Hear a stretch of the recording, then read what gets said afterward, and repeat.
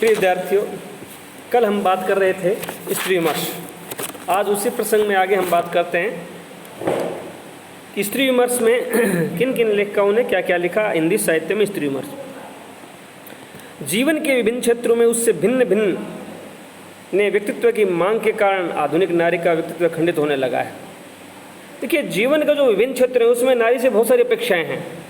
भारतीय नारी से बहुत सारी अपेक्षाएं हैं और उन अपेक्षाओं पे खरी उतरने के लिए नारी को बहुत प्रयास करने पड़ते हैं। उसका व्यक्तित्व खंडित होने लगा है। दोहरे स्तर पर जीवन जीने के लिए नारी विवश है। दोहरे स्तर कैसे? घर और बाहर। वे दो प्रकार का जीवन जी रही है आज, वो घर का भी और घर से बाहर का भी। उसका परिणाम क्या रहा? उसका परिणाम ये रहा कि नारी की जो नैसर्गिक सरलता, यानी जो प्राकृतिक सरलता और सहजता थी या कोमलता थी, जो नारी सुलभ चेष्टाएं होती, वो लुप्त होने लगी हैं। एक मानसिक तनाव के मक्कड़ जाल से अपने को मुक्त नहीं कर पा रही है। आधुनिक नारी एक मानसिक तनाव के द्वंद्व से गुजर रही है। वह एक ऐसे मक्कड़ जाल में फंसी हुई है कि उसको घरेलू या घर और परिवार और समाज के साथ साथ उसको अपने जीवन का बाहर का जो क्षेत्र है उसको भी देखना पड़ता है, उसको भी जीना पड़ता है। आधुनिक कामकाजी नारी जीवन भर जिन व्यथाओं को झेलती है उसका वर्णन नासिरा शर्मा ने अपने उपन्यास सालमली की नायिका के द्वारा किया है।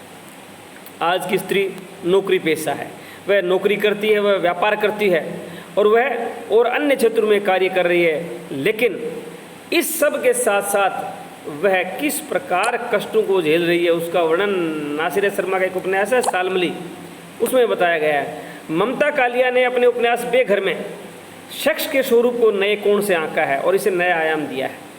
यानी हमारी धारणाएं क्या हैं शख्स के प्रति। उस उपन्यास का एक कथन है, खून नहीं आया, चिल्लाई नहीं।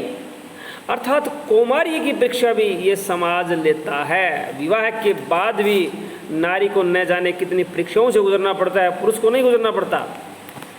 पति के पत्नी के प्रति शख्स संबंधी पुरानी अवधारणा पर लेखिका ने गहरी चोट की है कि हमारी पारंपरिक धारणाएं हैं कि कोई किसी स्त्री जो है उसको सहवास के समय खून नहीं आया तो उसको मान लिया जाता है कि वह चरित्रहीन है।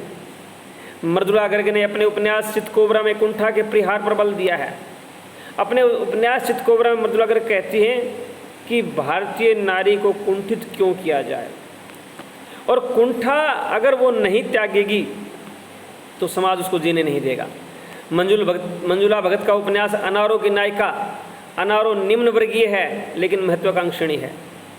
उसकी बहुत सारी इच्छाएं हैं, यद्यपि उसका जन्म निम्न वर्ग में हुआ है। समय और परिस्थिति के अनुसार वह अपने को झट बदल लेती है। जैसा समय आता है, जैसी परिस्थिति आती है, वो अपने को परिवर्तित कर लेती है। अर्थात ये उपन्यास इस प्रकार की शिक्षा देते हैं कि नारी को भी समय के अनुसार परिवर्तित कर लेना चाहिए। चित्रा मुद्गल का उषा प्रेमवता के उपन्यास रुकोगी नहीं राधिका की नायिका राधिका है, जो अपने अस्तित्व और स्वतंत्रता की खोज में न जाने कहाँ कहाँ भटकती है। नारी को अपना अस्तित्व की पहचान, अपनी स्वतंत्रता चाहिए और राधिका जो है उसके लिए आगे से आगे बढ़ती रहती है। चित्रा मुद्गल का एक उपन्यास एक जमीन अपनी में पहली बार विज्ञापन जगत में व्याप्त उस दलदल को रेखांकित किया है जो समाज को खोखला कर रहा है। साथ ही स्त्री की समस्याओं से जुड़े उन तमाम प्रश्नों को भी पाठकों के सामने उगाड़ कर रखा है जो आधुनिकता के नाम पर, स्वतंत्रता समता के नाम पर संचार माध्यमों के जरिए नारी को सौंपा जा रहा है। आज के युग में मॉडलिंग एक ऐसा है या विज्ञापन की दुनिया एक ऐसी दुनिया है जहाँ स्त्री को न जाने कितनी समस्याओं का सामना करना पड़ता है और आधुनिकता के नाम पर, स्वतंत्रता के नाम पे, समता के नाम पर संचार माध्यमों ने नारी को विज्ञापन की एक वस्तु बना दिया है। इस बात को विज्ञापन जगत में ये जो दलदल व्याप्त है इसको रेखांकित करने का प्रयास चित्रा मुद्गल ने, एक उपन्यास है उनका एक जमीन अपनी, उसमें किया है कि संचार माध्यम भी नारी की अस्मिता के साथ खिलवाड़ कर रहे हैं। आवा चित्रा मुद्गल का एक स्त्री विमर्श का पहला महाआख्यान है आवा। यानी इस उपन्यास में चित्रा मुद्गल दिखाती है कि 60 के दशक के बाद का मुंबई शहर क्या और कैसा है। 60 के बाद का मुंबई शहर, उसके अंदर क्या है और क्या वहाँ की स्त्रियाँ भोग रही हैं।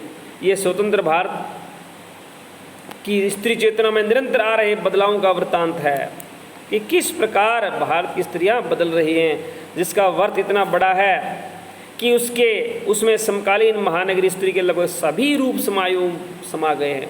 समकालीन यानी बम्बई की जो स्त्री है, नौकरी पेशा, गरीब मजदूरी करने वाली, झाड़ू पोछा लगाने वाली, व्यापार करने वाली या छोटा मोटा सामान सड़कों पे बेचने वाली, नायिकाएं, विज्ञापन जगत में काम करने वाले जितने भी स्त्रियां हैं, शिक्षा जगत में शिक्षक जो हैं, उन सब की समस्याएं या उन सब के जीवन का विमर्श इस उपन्यास में आया है। दलित जीवन और दलित विमर्श के कथानक भी आ गए हैं इसी उपन्यास में। इस रूप से इसे आज की स्त्री विमर्श के साथ दलित विमर्श को भी अपनी जद में लेने वाली महागाथा कह सकते हैं। आवा एक बहुत बड़ा आख्यान है, इसमें स्त्रियों के साथ साथ दलितों के ऊपर भी विमर्श किया गया है। स्वाधीनता के बाद महिला कथाकारों ने स्त्री विमर्श को नया रूप दिया। आज़ादी के बाद शिक्षा का प्रचार प्रसार हुआ, स्त्रियां और लड़कियां भी पढ़ने लग गई। ये नया रूप अनदेखे समाज को अपनी तरह से देखने और अपनी स्वतंत्र पहचान बनाने के लिए था कि किस प्रकार स्त्री जो है अपनी स्वतंत्र पहचान इस समाज में बना सकते हैं। ये दौर क्या था? ये दौर वह था जब स्त्री पुरुष के संबंधों के अंतर्द्वंद को नए सिरे से गढ़ने की कोशिश की गई थी। यानी रोमानियत का जो स्पर्श था उसको व्यसन की भांति सिर पर चढ़कर बोलने वाला कथा का दौर कहा जाता है कि इन कथाओं में आज़ादी के बाद की जो नई कहानी या नई कविताओं की जो कथाएं आई हैं, उनमें स्त्री पुरुष के जो संबंध हैं उनको नए ढंग से रेखांकित करने का प्रयास किया गया। इस दौर में महिला कथाकारों ने अहम के टकराव, स्त्री और पुरुष के बीच जो अहम का टकराव होता है उसकी बात की गई। प्राश्रयता से मुक्ति, स्त्री को दूसरे की अधीनता से मुक्ति मिले। स्वावलंबन, वह अपने जीवन को चलाने के लिए खुद कुछ ना कुछ कार्य करे। प्रेम, विवाहेतर प्रेम, प्रेम भी और विवाह के बाद भी प्रेम। नारी को भी ये स्वतंत्रता होनी चाहिए कि वह अगर किसी एक पुरुष से संतुष्ट नहीं है तो वह अपना दूसरा साथी चुन सके। आदर्श प्रेम की अवधारणाएं, तलाक से उपजी समस्याएं, समानता एवं सुरक्षा, विवादित मध्यम वर्गीय शील। मध्यम वर्ग में एक ऐसी लाज का पर्दा है जो केवल नारी के लिए है। अंतर्विरोध, उपभोक्तावादी प्रवृत्तियों का रेखांकन, ये सारी की सारी चीज़ें आज़ादी के बाद की महिला लेखकों की कथाओं में आई हैं। आर्थिक रूप से स्वावलंबी विवाहित महिलाओं के लिए मुक्ति की नई राह दिखाई। इस कथा आंदोलन ने आज़ादी के बाद वे महिलाएं जो नौकरी पेशा थी उनके लिए नए रास्ते खोजने की तलाश इस साहित्य ने किया है। आधुनिक कहानियों में नारी के प्रतिवाद का स्वर सुनाई पड़ता है। वह नारी जो युगों युगों से शोषित थी, पुरुष की किसी भी बात का विरोध नहीं करती थी, वह विरोध 60 के दशक के बाद का जो साहित्य है उस साहित्य की नारी पात्रों में हमें दिखाई देता है।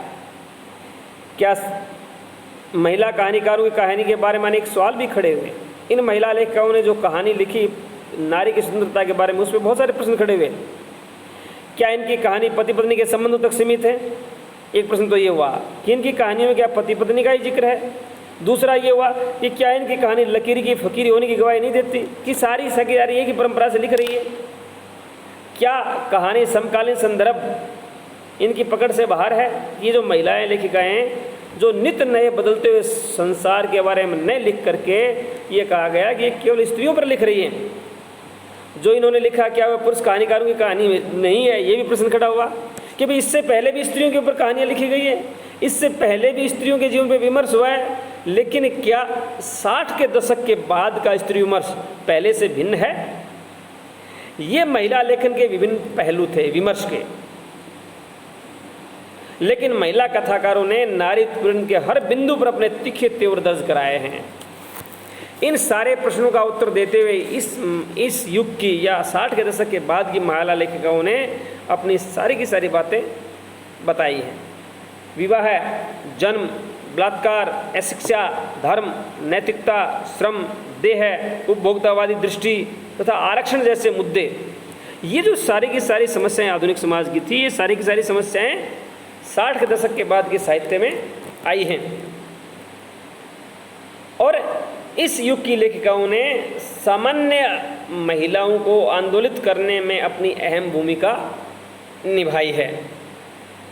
मध्य युग में मीरा ने समाज की झूठी मर्यादाओं को नहीं तोड़ा बल्कि राज्य सत्ता के अहंकार को भी ललकारा तथा धर्म की सत्ता में पुरुष की प्रधानता पर भी प्रश्न चिन्ह लगा दिए।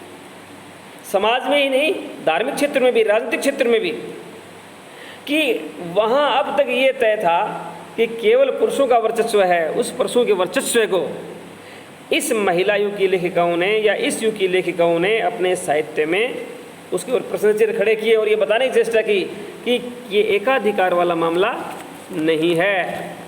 तो मध्यकाल में मीरा ने जिस आंदोलन को उठाया था, जिस समस्या को उठाया था, उन्हीं समस्याओं को या उस समस्याओं को उसी परंपरा से जोड़ते हुए इस आधुनिक युग की लेखिकाओं ने उठाई उस समस्याएं और बताने की चेष्टा की कि समाज अपनी झूठी मर्यादाओं के बल पर जी रहा है और धर्म के क्षेत्र में भी केवल स्त्रियों को ये अधिकार नहीं है, पुरुषों को ये अधिकार नहीं है, स्त्रियां भी बराबर की भागीदारी हैं।